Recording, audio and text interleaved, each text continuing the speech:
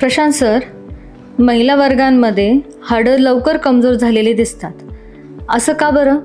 याच्यावर काही आयुर्वेदिक उपचार पद्धती आहेत का? आणि होऊ नये म्हणून असं काही करता येईल का? नक्की आहेत. मुळात मानवी जीवनामध्ये स्त्री आणि पुरुष हे दोन भेद निसर्गाने केलेले आहेत. त्याच्यामध्ये महिला ज्या आहेत ह्या काही अंशी कुपोषित असतात. म्हणजे अगदी सुदृढ, आपण ते सुबक ठेंगणी म्हणतो तशी जरी असेल तरी प्रत्यक्षात त्याच्यामध्ये बऱ्याचदा कॅल्शियम डिफिशियन्सी येते. ठराविक ट्राईब जर सोडल्या, जमाती सोडल्या जगातल्या, जिथं महिला प्रॉपरली पोषण झालेलं असतं, तर इथं सर्व जगभर हा प्रॉब्लेम आहे. त्याचं बेसिक कारण आहे, स्त्री ही घराचं पोषण करणारी आहे.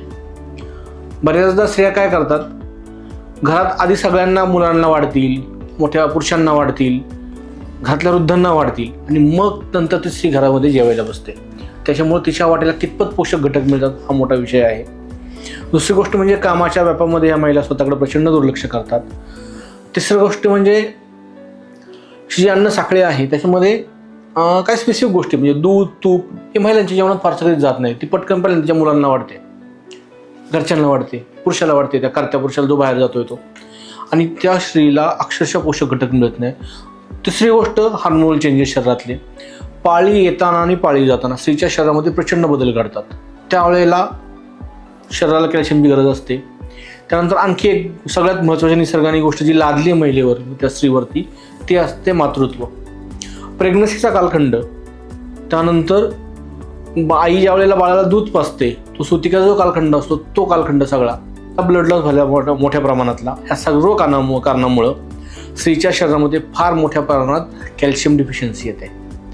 ही भरून काढण्यासाठी आपल्याकडं आपल्या पुराणशास्त्रानुसार, म्हणजे आयुर्वेद तर आहेच, पण आपल्या घरगुतीमध्ये सुद्धा अशी कंडिशन होती की त्या स्त्रीला 45 दिवस डिलिव्हरीनंतर मसाजाने स्टीम केली जायची. हल्ली ते काहीच होत नाही. सिझरच्या नावाखाली मसाजाने स्टीम ही पूर्णतः टाळली जाते. तिला जो पोषक आहार आहे, सुंठवडा वगैरे, तो दिला जात नाही. तो जर व्यवस्थित गेला तर तिचं ते म्हणजे घटक जे काही झीज झालेली आहे ती सगळी भरून निघू शकते. बाळंबत्ती साबण जो म्हणतो तो गेला पाहिजे. त्याच्यानंतर तुमचे सुंठीचे लाडू आहेत, डिंकाचे लाडू आहेत, त्याच्यामध्ये रिच ऑफ कॅल्शियम आहे, म्हणजे तो ऑस्टिओपोरोसिसचा जो काही प्रॉब्लेम आहे तो सॉल्व्ह होणार आहे. प्रॉपरली दूध गेलं पाहिजे, तूप गेलं पाहिजे. दूध आणि तूप ह्या फार बेसिक गोष्टी आहेत. मांसरस आयुर्वेदामध्ये आलेले आहेत विविध. चिकनचं आलेलं आहे, म्हणजे जंगली कोंबड्या, त्यानंतर बदकापासून ते अगदी बकरी मेंढीपर्यंत सगळे मांस ग्रंथकारांनी वर्णन केले आहेत. त्याचे मांसरस, सूप गेले पाहिजेत. आयुर्वेद म्हणजे शाकाहार नाही. आयुर्वेदामध्ये सर्व प्राण्यांचं मांसाचं वर्णन आलेलं आहे. तर त्यानुसार ज्या ज्या घटक गोष्टी आवश्यक आहेत त्या सगळ्या आहारातून त्या पेशंटच्या प्रकृतीनुसार आणि त्याच्या पचनक्षमतेनुसार आपल्याला देता येतात. त्यानुसार तो आहार गेला पाहिजे. काही आयुर्वेदिक औषधं खूप चांगली आहेत, त्याच्यामध्ये काम करतात. प्रवळ आहे, गुलकंद आहे, त्याच्यानंतर तुमचं भस्म आहेत, शंख भस्मसारखे आहेत, कपर्दिक आहेत, ताप्यदिलू आहे जे सगळं भरून काढणारे, प्रवळ पंचामृत आहे, लाक्षादी गुगुळसारखं औषध आहे, ॲडिशनल तुमचं अमृतादी गुगुळ आहे, आभादी गुगुळ आहे.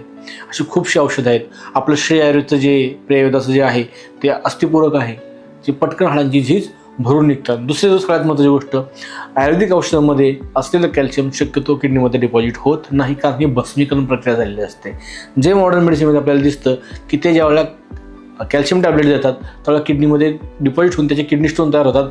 आयुर्वेदिक औषधांनी सहजासहजी हा साईड इफेक्ट कधी होत नाही. त्यामुळे पोषक आहार आणि आपल्या श्री आयुर्वेदच्या अस्थिपूरक सारखं जर ड्रग रेग्युलरली घेतलं तर या ऑस्टिओपोरोसिसमधून नक्की फरक मिळणार आहे. आणि अति जर प्रमाण असेल तर मात्र, आणि ते संधिगत वाताकडे किंवा ऑस्टिओआर्थरायटिसकडे जात असेल ऑस्टिओपोरोसिस, तर ह्या पेशंटला आयुर्वेद औषधं, आहार आणि पंचकर्म या सर्व गोष्टींची गरज आहे.